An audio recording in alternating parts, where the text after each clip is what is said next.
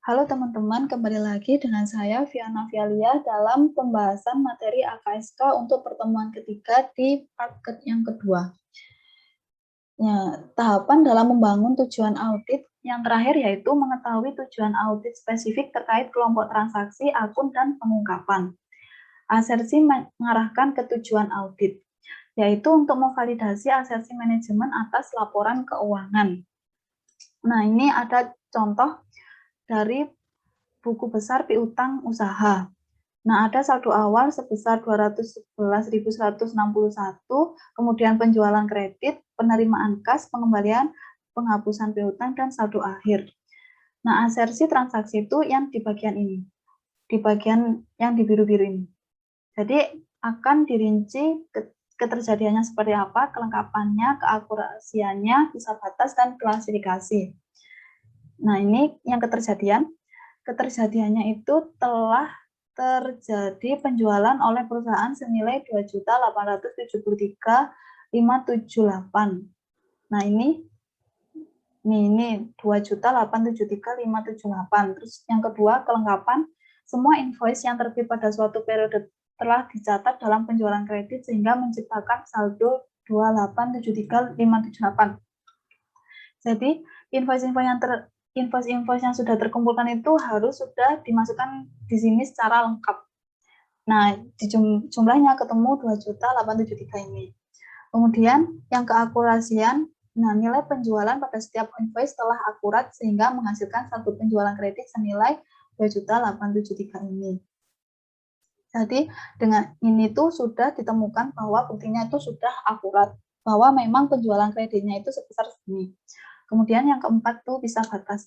Bisa batas itu akun di atas berasal dari seluruh transaksi yang terjadi pada periode saat ini. Jadi merupakan periode yang tahun berjalan. Sehingga tidak ada transaksi yang berasal dari periode lalu atau transaksi kreditnya yang akan dicatat di periode mendatang. Jadi benar-benar dari periode tahun berjalan. Kemudian klasifikasi, setiap penjualan telah dibuka pada akun yang tepat yaitu penjualan kredit. Kalau piutangnya masuk ke subsidiary ledger atau piutang dan dibaca lagi untuk setiap nama-nama debitur. Jadi yang masuk ke sini tuh memang yang akunnya penjualan secara kredit. Kemudian untuk yang asersi saldo akun ada 4 komponen ini. Yang pertama eksistensi. Eksistensinya dana piutang 25161 pasti ada debitur yang akan mengakui bahwa dia punya utang terhadap perusahaan. Kemudian hak dan kewajiban saldo piutang memang hak perusahaan. Jadi memang piutangnya itu sudah menjadi haknya perusahaan. Kelengkapan semua debitur yang punya saldo pada akhir periode sudah dilaporkan dan membentuk angka 251261. Jadi ini tadi sudah dikurangi dengan penerimaan kas bahwa ada yang membayar utang, terus ada yang mengembalikan, dan ada piutang yang sudah dihapus. Itu kelengkapan dan dibuktikan dengan bukti-bukti. Kemudian ada penilaian dan alokasi. Nilai rupiah atas saldo akhir piutang usaha sudah dinilai dengan tepat, ada kaitannya dengan penyisian atas piutang yang dilakukan. Nah, ini yang tadi ada penghapusan piutang.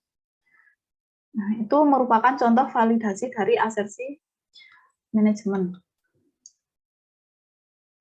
Nah, dalam memvalidasi asersi manajemen tersebut, auditor harus mengumpulkan berbagai bukti.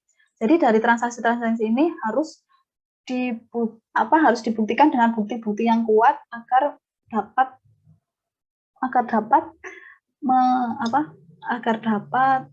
menyesuaikan dengan ini. Nah, bukti audit merupakan setiap informasi yang digunakan oleh auditor untuk menentukan apakah informasi yang diaudit dinyatakan sesuai dengan kriteria yang ditetapkan. Nah, sifat menyajikan dari bukti audit. Standar audit mengharuskan auditor untuk mengumpulkan bukti yang cukup dan tepat untuk mendukung opini yang dikeluarkan. Dua faktor penentu persuasif bukti ini ada ketepatan itu kualitas buktinya, kecukupannya itu kuantitas bukti. Nah, selanjutnya ketepatan bukti ketepatan bukti kan kualitas bukti. Nah, itu meliputi relevansi, keandalan. Relevansi adalah bukti harus berkaitan dengan atau relevan dengan tujuan audit yang sedang diuji oleh auditor. Keandalannya, sejauh mana bukti dapat dipercaya dan layak dipercaya.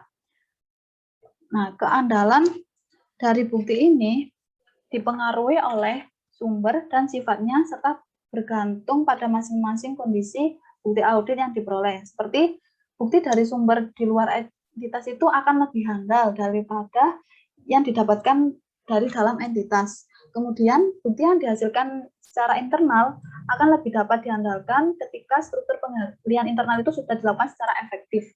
Yang ketiga, bukti yang diperoleh secara langsung oleh auditor lebih handal daripada bukti yang diperoleh dari klien. Kemudian yang keempat, bukti dalam bukti dokumen atau representasi tertulis lebih dapat diandalkan daripada representasi lisan. Jadi kan kalau tertulis ada bukti yang sah, kalau lisan kan nggak ada buktinya. Kayak nggak bisa diandalkan gitu. Bukti yang diberikan oleh dokumen asli lebih dapat diandalkan daripada bukti yang diberikan melalui fotokopi atau faksimil. Nah, kecukupan bukti audit ini kan merupakan ukuran kuantitasnya atau jumlah bukti yang diperoleh. Kecukupan ini utamanya terukur dari jumlah sampel yang dipilih auditor. Auditor akan menentukan jumlah sampel ini berdasarkan ekspektasi auditor atas salah saji dan efektivitas pengendalian internal klien. Kuantitas bukti audit yang dibutuhkan dipengaruhi oleh penilaian auditor atas risiko kesalahan penyajian. Jadi semakin tinggi resiko, maka bukti auditnya juga akan semakin banyak.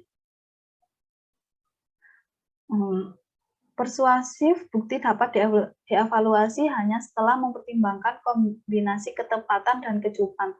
Jadi kalau ketepatan itu semakin tinggi kualitasnya, buktinya juga akan sedikit. Jadi kalau udah handal dan sudah cukup menjadi bukti, maka sudah tidak perlu bukti lagi. Dan kalau untuk kecukupan itu kalau resikonya tinggi, maka buktinya juga harus banyak supaya untuk mengurangi resiko-resiko itu. Dalam membuat keputusan tentang bukti untuk audit yang diberikan, persuasif dan biaya harus dipertimbangkan. Nah, untuk memperoleh bukti audit tadi, auditor harus menjalankan prosedur audit. Prosedur-prosedur audit itu merupakan langkah-langkah detail yang harus dilakukan oleh auditor dalam rangka memperoleh bukti audit. Nah, ada beberapa prosedur audit yaitu inspeksi, pengamatan observasi, konfirmasi, perhitungan ulang, performa ulang, prosedur analitis, dan pertanyaan. Inspeksi itu pemeriksaan auditor atas dokumen dan catatan klien. Jadi diperiksa seluruhnya atas dokumen dan catatan klien apakah sudah sesuai dengan bukti yang kita butuhkan apa belum. Terus kemudian pengamatan terdiri dari melihat proses atau prosedur yang dilakukan oleh orang lain. Terus yang ketiga mendapat dari konfirmasi penerimaan tanggapan tertulis langsung dari pihak ketiga yang memverifikasi keakuratan informasi yang diminta. Kemudian yang perhitungan ulang, memeriksa kembali sampel perhitungan yang dibuat oleh klien. Terus selanjutnya yaitu performa ulang. Performa ulang maksudnya pengujian independen auditor atas prosedur atau pengendalian akuntansi klien. Selanjutnya prosedur analitis. Prosedur analitis ini maksudnya mengevaluasi informasi keuangan melalui analisis hubungan yang masuk akal antara data keuangan dan non-keuangan. Terus yang terakhir yaitu pertanyaan kepada klien. Kalau sekiranya bukti-buktinya sudah cukup, tinggal mempertanyakan pada klien. Perolehan informasi tertulis atau lisan dari klien sebagai tanggapan atas pernyataan dari auditor. Nah, ini prosedur audit yang dilakukan oleh auditor didokumentasi di dalam suatu program audit. Nah, ini contohnya.